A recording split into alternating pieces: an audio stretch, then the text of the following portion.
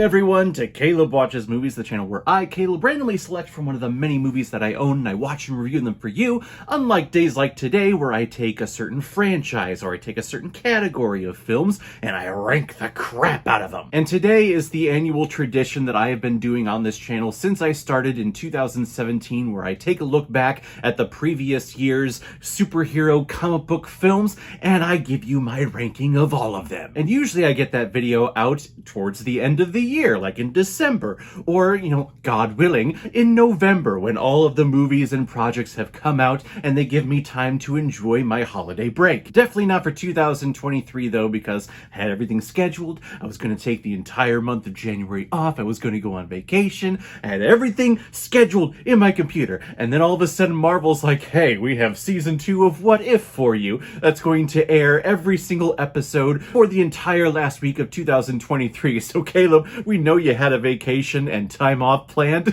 Screw you. So it's because of Marvel Studios that I have to delay this review and releasing it in the year of 2024, even though it's looking back on the year 2023. Oh my god, just saying those words out loud irritate the crap out of me. But after this ranking video, I am going to be taking the entire month of January off. I promise. This is no lie, not after this one. So for those of you looking to get your weekly content of my movie reviews, please just know in January it's not going to happen because I need to take time off to recharge my batteries and really just have a break, because I've been going at this YouTube channel for 5 years and I needed time to recharge everything, and then I'll be back in the saddle in February. Now, there were a lot of superhero projects that came out last year, several from DC. Actually, I think that's the most projects we've ever gotten from the DCEU. Marvel Studios released a lot of TV shows that were very forgettable, and we had a couple of independent features. But please know that this ranking is, of course, my ranking. These are my opinions, even though in 2023 it felt like everyone turned on the whole superhero idea and franchise and concept. If it was a superhero property, the whole film community was like, ugh, superhero films, oh my god. Not this guy though, because I've loved superhero films ever since I was a tiny little kid, when we would get one like every couple of years. Now here, when they are super popular, or maybe were super popular, we get several a year, which makes me super happy. But then everyone's like, no, it's oversaturation, the superhero genre, it's dying a death now. If it is, fine, whatever. I'm still gonna go to the theaters and enjoy the crap out of every single one of them. Now please know this ranking list is about films centered in a cinematic universe, so if it's a Marvel Studios Disney Plus show, that would count, or if it's DCEU, that would count. If it's something individual or separate that is just focused on TV, I'm not including that on this ranking list. So shows like Invincible or The Boys or Gen V, those are not going to be a part of this list. I know, I apologize. Those properties though are freaking awesome. So enough of me blabbering. I say we get into my ranking of all of the superhero comic book properties that were movies that were released in the year of 2023. Here we go. First up at number 17 is a film that's probably going to get a whole bunch of people checking out of this list because it resonated with them. I know this film got a lot of great reviews. For me, it didn't click for me at all. I wasn't engaged, I didn't care, and that is Shin Kamen Rider. I remember the brief Kamen Rider TV show that came out, I want to say in 94 or 95, right around the time when Mighty Morphin Power Rangers was getting huge over here in the States. They had their small, I think like one season, couple episode season of Kamen Rider, and I thought, oh, that's cool. I think they even did a crossover with Power Rangers. So I was kind of excited to see an adult take and a proper take on this, stemming from its country of origin, and I just didn't catch on at all to what was happening. I feel like this was either a sequel to something, or the writers threw you into this film just banking on the fact that you would know who Kamen Rider is. And I really didn't. He's a grasshopper who in this film fights another grasshopper who is apparently a clone and is mind controlled from what I remember. And then they fight other bug people, creature things to take over and get to the main bad guy. And that's something, yeah, I may have dozed off a couple of times while watching this, I'll be honest. Shin Kamen Rider, if you really enjoyed it, awesome, great for you. It just didn't click with me. At number 16 is, I guess, proof that a lot of people will use that the MCU is in a decline, because this TV show really no one was talking about when it was releasing, and now that it has been released, no one has mentioned it at all. The movies haven't referenced it at all, really. And that is Secret Invasion. And it's an absolute shame because the property, the source material of Secret Invasion, could have been its own phase. The idea of these Skrulls infiltrating higher systems of government, there's a million Skrulls on this planet that we as human beings don't even know about, that's creepy. That is scary, and that could have been its own arc, not condensed down to this small 6-episode Disney Plus show that has some of the worst CGI ever that I have seen in a show. I have given a lot of grace to the MCU and really superhero projects in general for bad CGI, because when I look at it, I go, okay, this is just, I get it. These people aren't actually flying. These people aren't turning into ice giants. These people aren't actually morphing their arm into Batista's arm. But what they were doing in here to really save face and not have our main actors get into the Skrull makeup constantly, have that final battle between the two Skrulls and Emily Clark isn't even morphing back into her Skrull form to do the whole Super Skrull battle thing. Like, what? What is this? There are some amazingly acted scenes in here from Nick Fury and Rhodey when they're having their conversation in that restaurant. It's one of the best acted scenes in the entire MCU. But the whole series itself didn't click. It didn't resonate with anyone. Like, no one's talked about this. I don't think anyone watched this series. And for good reason, because it's pointless and it's a waste of a great IP that should have been its own phase. Very disappointing. At number 15 is a property that I have never watched before, and it's completely out of my age range. So if you are of the toddler age, if you're 5 to 10 years old, you'll probably love this movie, and that was Paw Patrol, the Mighty Movie. A bunch of puppies get superpower suits and crystals that give them a certain particular power. And I think that's great, because puppies are awesome and they should have all the powers in the world. But as an adult going into this film, watching it, absorbing the property and the ideas for the first time, I have a lot of questions. Like, this kid runs the whole operation on this submarine and then turns into like this headquarters or whatever. It's this kid running it. So we, as a people of this country, are entrusting this little kid with these puppies. God, they're puppies. They're awesome. But these puppies who have superpowers, we're entrusting them to save the world from meteors coming down and destroying the planet. Okay, yeah, my anxiety's lifted, I'll be honest. It's your standard toddler superhero film where a team is kind of separate, or they're trying to find meaning in themselves, and by the end of the film, they do find the team, and they find support with each other, and they do find that inner power within themselves to overcome obstacles and overcome adversity. Great message for kids, which is why I enjoyed this. As an adult, though, like, I've seen all of these messages before and told in better TV shows and movies, so that's why it's so low on this list for me.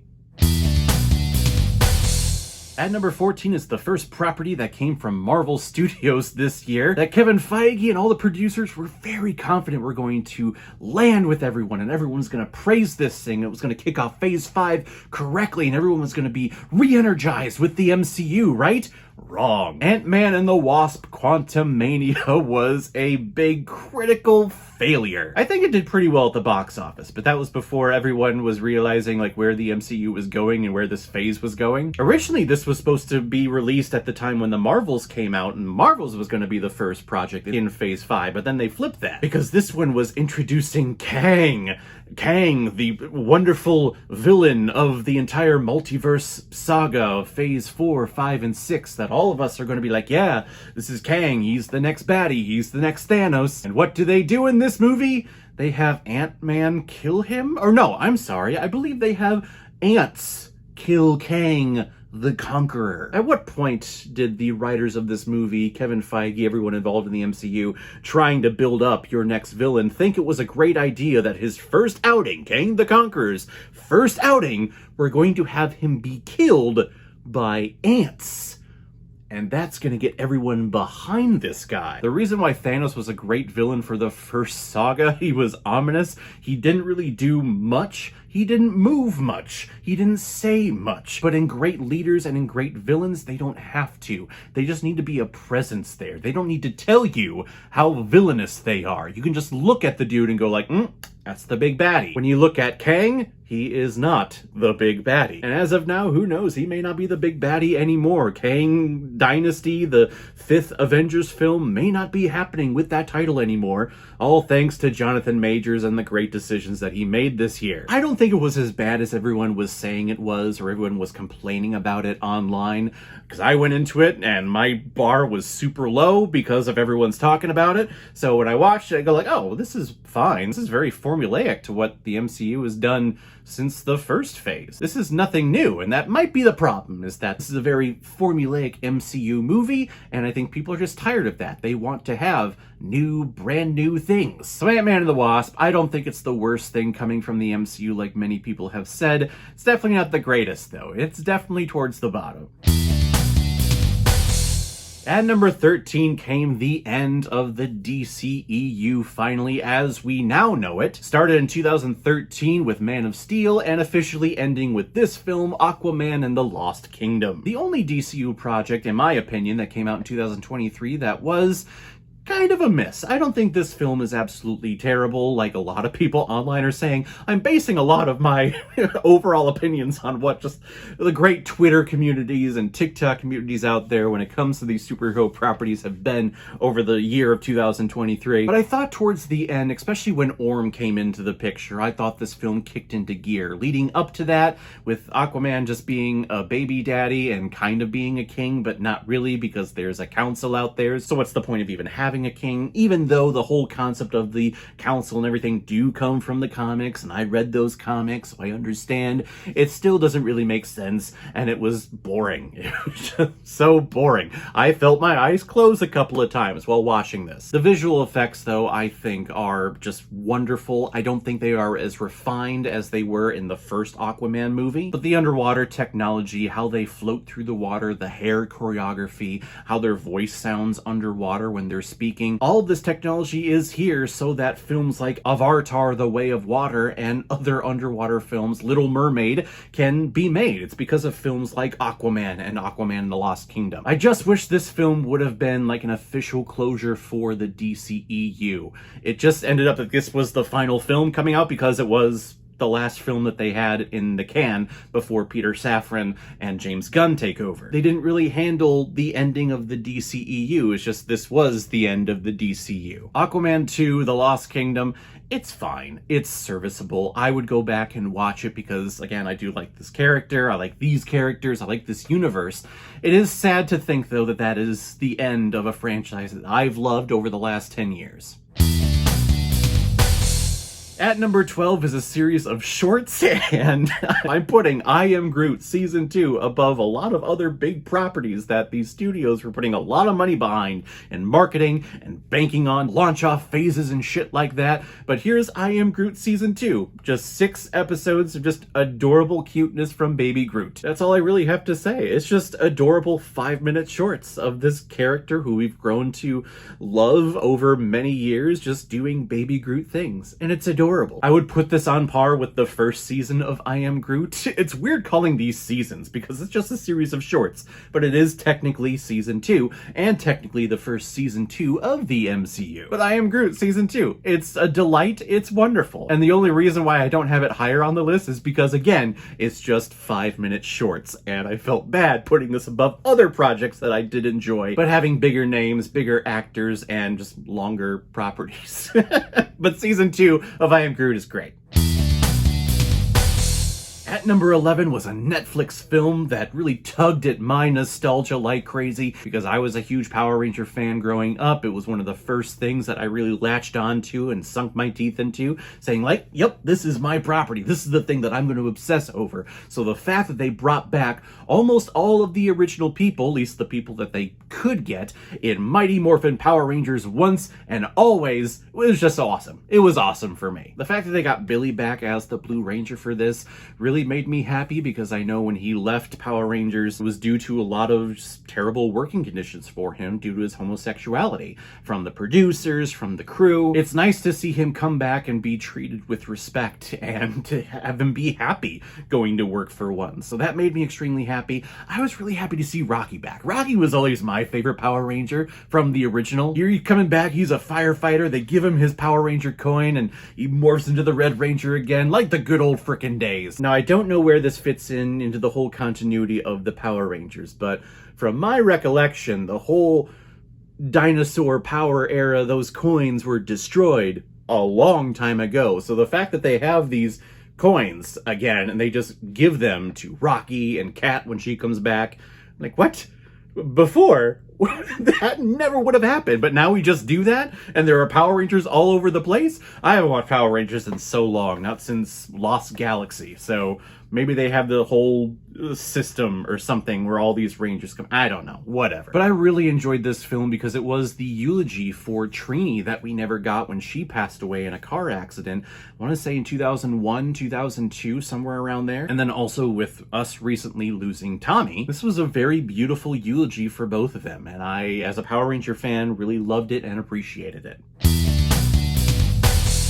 At number 10 is another Netflix film. I don't know if it originated on Netflix, but that's where I watched it, and it's The Miraculous Ladybug and Cat Noir, the movie. An animated feature. I want to say it's a French film because it takes place in France, and just everything looks very French. And I don't know how I can explain that, it just looks like it. But it's about the most socially awkward teenage girl in high school that I've ever seen before who gets a little crush on this really hot guy. Turns out that they get like these superpower pendants and they become the superheroes and they save the world. They save the city from the evil dude who is the father of the hot guy from the school. Oh, and did I mention that this is a musical? Like, it's a superhero musical. It's basically unheard of. That's right, before we see Joker 2 later on this year, at the end of 2024, that's gonna be a musical. This movie came out first, and the songs are actually pretty great. The singing voices of these characters definitely don't match the speaking voices of these characters. Like, the pitches are way off. The speaking voice for Ladybug is really up here, but then when she sings, she is an alto. Holy crap. But a lot of great animation work with these characters, the choreography of these characters.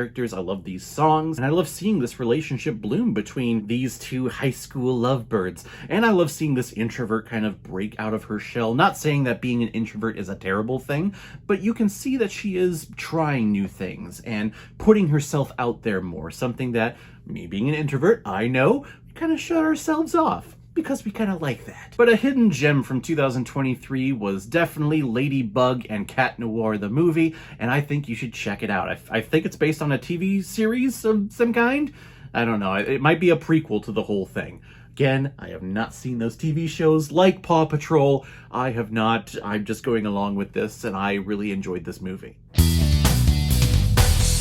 Coming in at number 9 is a controversial pick, I would assume, for me putting it so high up on the list, higher than half of the list, and that's The Marvels. Another movie like Ant-Man and the Wasp: Quantumania that everyone really panned out there online in reviews, Rotten Tomatoes, but for me, I really enjoyed this movie. My wife and I both really enjoyed this movie. It's because we're both cat people, that's why. And hearing Andrew Lloyd Webber and Memory being played in the background of a Marvel movie, I never thought I would see the day. So hearing that and seeing that, I just thought it was fantastic. Plus all the little tiny flirkins are so adorable. But I like these three Marvel characters' chemistry. Iman Vellani, I think, is just an absolute gem. She is a wonderful just beacon of light in this entire crappy, shitty-ass world. And whenever she's on screen in this movie, I have a smile on my face because you can see how happy she is. Brie Larson, I think, is better in this movie than in other Marvel properties that she's been in. Still pretty wooden, though. And you can tell this film went through a lot of rewrites and reshoots, and there's a lot of things ending up on the cutting room floor because there are moments in here where we're about to dive into these characters' conflicts. Danvers and Rambo meeting each other again for the first time in decades, and Rambo being pissed off at Danvers because she hasn't come back. She never came back when her mom was sick, and they're about about to let it out, just let their emotions go and just let the dialogue go. But then, like, Brie Larson leaves and just goes, oh, we need to go save that thing. And Rambo's totally okay with it. And we're all chummy and we're all fine. And forget all of the drama stuff that we were about to get into. This film never allowed itself to flesh out the story and these characters. It just had bullet points of where it wanted to go, and then it did that. We didn't have anything in between to really latch onto as an audience. But like I said, I think the chemistry between our three main characters is enough for me to enjoy this film, and the more I go back and watch it, I enjoy it more and more each time. At number 8 is the reason why I can't get this ranking video out in the actual year of 2023. I have to do it here in 2024, late. I hate being late, especially when I have it scheduled for things. Get over it, Caleb. We're finally doing it now. This is What If Season 2. I'm sorry, I have to do it properly. It's What If? I enjoy the concept of what if. It's really seeing these characters in different situations, or maybe these characters in a similar situation that we have seen before. There are stories in here, like with Hela, when she was cast out from Asgard and sent to Earth. That is the original Thor film, but it's with Hela, and I like concepts of that, and just thinking about, oh, it'd be really cool if we did this story, but with this character, or what if this character showed up and helped this person out? It's all cool, and that's really the word to use with this. It's cool. But what if, in the concept of it fitting into a universe, into a franchise, to me, doesn't work. And I felt the same way about the first season too. It's a dangerous thing when you introduce the multiverse as a concept and as an overall idea for a franchise, because if you have multiple versions of these characters and multiple Earths and multiple versions of the situations that are happening, well, if my hero dies in one version, I'm not going to care as much because I know, oh, well, another version is just over there. So yeah, we'll see them again eventually. So this death that we are latching onto and trying to make so melodramatic is not going to affect me in any way. I said this when they first introduced the multiverse concept, and here it is in season 2 of What If, and I'm still feeling the same way. And I think that's why these later phases of the MCU have not been hitting with a whole bunch of people. No one's talking about it, but I think this is the actual issue, is that it's a multiverse. There are multiple versions of these characters out there. So if something happens in one version, why do I care? Because another version's out there that maybe I'm more interested in. But we're not talking about that one, so we're talking about this one. So, like, why should I care about this? The animation style, though, I absolutely love. I love the use of shadows. I love the use of rain. They use a lot of rain in this season of What If, and I think it looks great in animation style. The whole Blade Runner episode with Nebula, the very first episode, I think it is the best. Might be the best episode of What If that they've produced yet. But they also introduced a wonderful new hero in Kahori, who is from the Mohawk Nation, and I think she's wonderful. That is a great creation, and I hope that we get her in live action soon. She is great. I absolutely love her. When her pop figure comes out, that is going on my shelf, absolutely.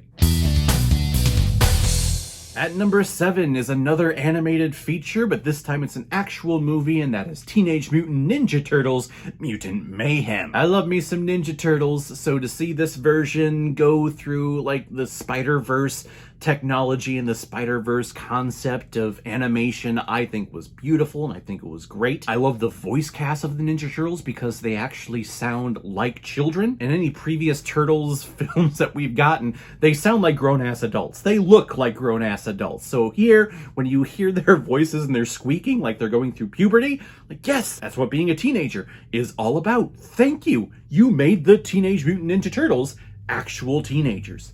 Thank you. The use of all the mutants leading to the big monster bad guy trying to take over the city. I think it was a fantastic story that, yeah, we've seen before in other Turtles films, I'll be honest. Hell, in other superhero films. But I really enjoyed these versions of these characters, and I want to see this continue. I believe they have announced that they are continuing this franchise with another one at least. So hopefully we get people like the Shredder and Krang in that one. But until then, I say if you haven't yet, go watch this film. It is a nice teenage coming-of-age movie, which is what you want in a Teenage Mutant Ninja Turtle movie, because these are actual children coming of age, and I love that take on it.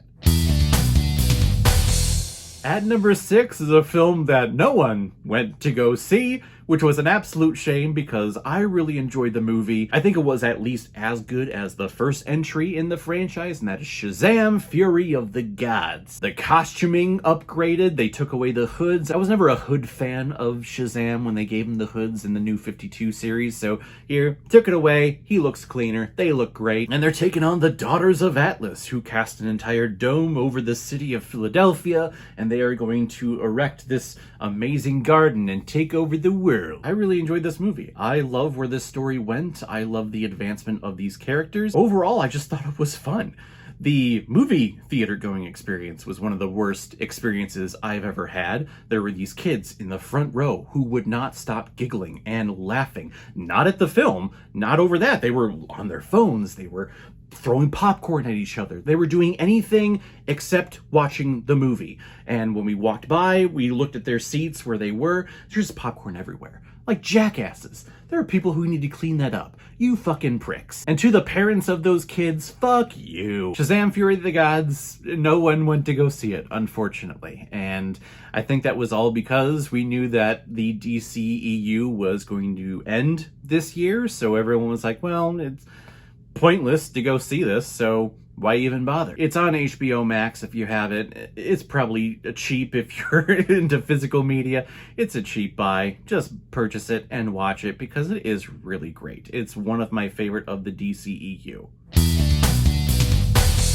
It doesn't beat out this entry in the DCEU, if you can tell. I'm a big DC fan, so a lot of the DC films are higher up on my list, but this one absolutely deserves it, and that is Blue Beetle, a movie that was just meant to come out on HBO Max, but then they were like, no, let's release this in theaters, because this is actually a great story, and it actually is. And it's all because of this family and this ensemble cast that I really hope they keep moving into the DCU when James Gunn and Peter Safran take over. I know they said that the actor playing Blue Beetle is going to be carrying over, so hopefully all these other characters in the family get to come over as well. But it's a solid origin story, and it's beautiful. Actually, everyone who went to go see this thing said it was wonderful. It was great. I honestly cannot think of a bad thing that I heard about this film. The only bad thing about it was that the actor strike was going on at the time, so no one could go out and advertise for it. It's another absolute shame. This year for DC has been nothing but disappointing just due to audience reception. But I think the quality of work that we've gotten from DC this year has been wonderful, and it's been some of the best.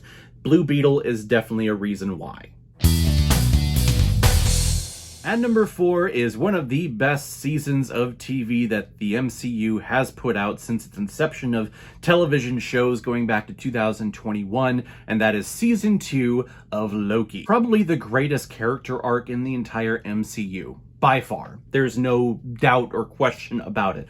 Loki's story from being this little boy picked up by Odin, this ice giant who was cast out and thrown away, to being an heir to a throne, losing the throne, being casted as a brother, trying to take over the world, going all the way up to the end of this season where he finally gets that throne that he's been craving his entire life, and him becoming the god of stories. It's just a wonderful story. It's a wonderful season, and it's just beautiful to see on screen, seeing this character, where he started and where he ends up. Not to mention that the music for this season from Natalie Holt is some of the best that the MCU has put out.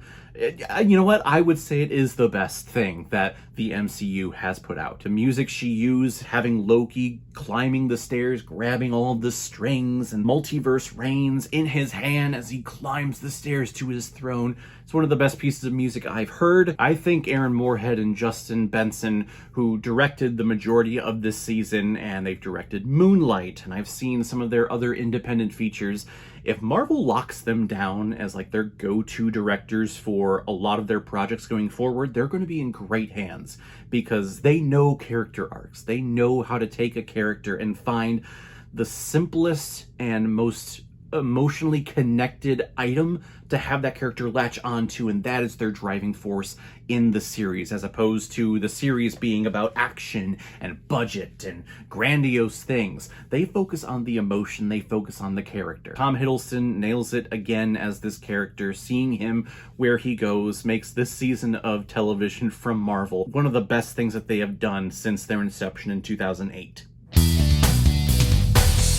These next 3 are interchangeable. They could be interchangeable. If you have one of these next 3 as your number 1, you're not going to get any argument from me.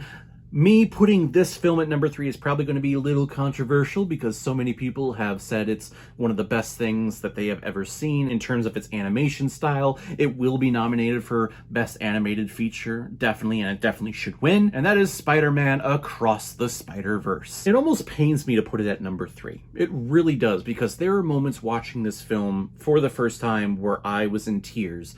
Not because of what was happening, not because of the story, not because of the characters, but because of the artistry that I was seeing on screen. The watercolor effect in the Gwen Stacy world is some of the most beautiful things I have ever seen on the silver screen.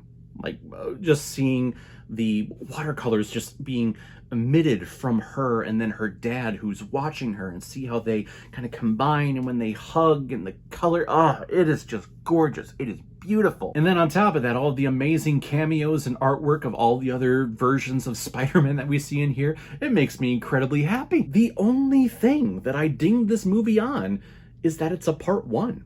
Originally, this was going to be, Across the Spider-Verse Part 1, and then the next one was going to be Part 2. I think that one's just called Beyond the Spider-Verse. But this is a Part 1. It leaves off on a cliffhanger.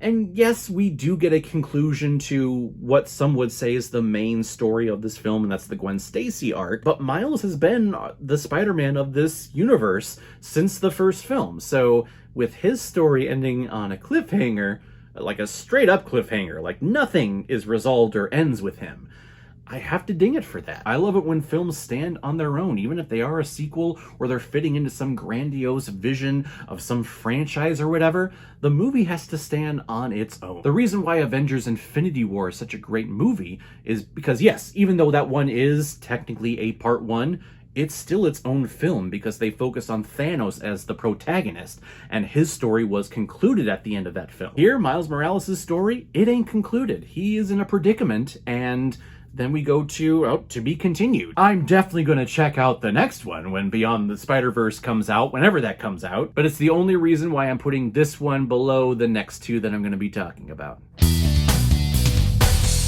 At number 2 is the conclusion to the best micro-franchise within the entire MCU, and that is Guardians of the Galaxy Volume 3. James Gunn just knows how to tell a story, and he knows how to wrap up character arcs and combine character arcs and storylines and plot lines to it all culminating into a beautiful climax where we're saving animals. We're not just saving people, we're saving all the freaking animals on the ship. He knows what he's doing. And after watching this movie, I think if you're a DC fan, you can't be anything but happy with where they're going to be going with the DCU and their version of their characters. But the fact that you make this movie all about Rocket and his origin story, one, it's heartbreaking for me to watch and for anyone to watch. Any animal abuse, especially an adorable, wonderful little raccoon like Rocket, it's hard to see. And I had to warn my wife before going to see this that there's animal cruelty in this film. This film is not for the weak at heart. But the animal cruelty is not there just to, shock people. It's part of the story. It is part of Rocket's story. And when you get past all of that, you get to wonderful action. There's a hallway scene in here that is one of the best action sequences in the entire MCU. And the conclusion of these characters. I remember when this script was originally being turned in and all of the original actors were saying that they cried when they read it. And I thought for sure a majority of these people are going to die. Like Peter Quill is going to die. He is not going to make it out of this movie. The fact that all of them do survive the events of this movie, but it is a conclusion, that it is the end of a ride, I think is a wonderful way to end a franchise. Don't end it in death or sacrifice. End it just with a stage of life, really. And now these characters are kind of going to go their separate ways and do their own thing because that's where they are in their journey of life. Guardians Volume 3 is one of the best of the entire MCU. It's the best of this mini franchise. The Guardians franchise has been the best in the entire MCU. Guardians was great. Volume 2 was even better. The holiday special was one of my favorite things, and it's a holiday tradition in my book. And here's Volume 3. This one definitely makes my top 5, by far. But at number 1 is gonna be the most controversial thing that I do because so many people complained about the visual effects in this movie and all of the stuff that happened behind the scenes and all the stuff that happened outside of it, all the reshoots or whatever. When you take all that away and you just sit down and you allow yourself to enjoy a movie, I think you would enjoy this movie, and that is The Flash. When I go to the movies, I want to have fun. I want to be entertained, and The Flash was everything to me. My wife and I sat there throughout this. We were laughing, we were crying. The ending scene with Barry seeing his mother again, making that sacrifice of having to let her die, it brings me to tears every time. Even just thinking about it, it's bringing tears to my eyes. Every single time I have watched this movie, I have bawled at the end of it. It brings back Michael Keaton, something he said he would never do. He would never come back as Batman without Tim Burton. Here he is. He is Batman. He is badass. He is kick-ass. Does he serve a purpose in the story? Not really. He's there to take Flash to Russia so that he can save Superman, who ends up actually being Supergirl. That's really all that he does. But Sasha Calle, I think, is a wonderful Supergirl. Will she be continuing on as Supergirl in the DCU? As of now, it hasn't been confirmed, no or yes. I'm thinking we're heavily leaning towards the no part. So if this is the only outing that she has as Supergirl, that's disappointing, but I think it's a high note to go out on. And Ezra Miller, for all of their shit that has happened behind the scenes with their mental health and all the things that they've supposedly done but haven't been charged for, you take all that aside and you look at their performance in here. He is the best thing of this movie. They are a wonderful actor. They're captivating. I just watched them and I was enthralled with everything that they were doing. And I would say kudos to the marketing department marketing this film, including things like Batman and Supergirl in here, and really kind of pulling the focus away from The Flash. Even though The Flash was in a lot of the marketing, they were really focusing on like, no, we're bringing in all these other people too. But when you watch the movie, it's The Flash's story. It's Barry's story. Barry is on here the majority of the time, both versions. And I think Barry's arc, both versions of it, I think is one of the most beautiful things I've seen in the entire DCU. And that is my list of all of the superhero films that came out in 2023. I finally got it done. I wish I would have gotten it done sooner, but thank you, Marvel, for having me delay it and release it the following year.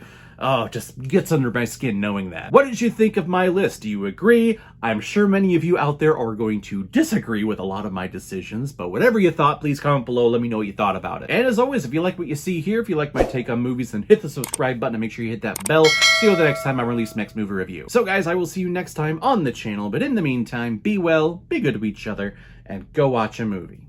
Take care, guys.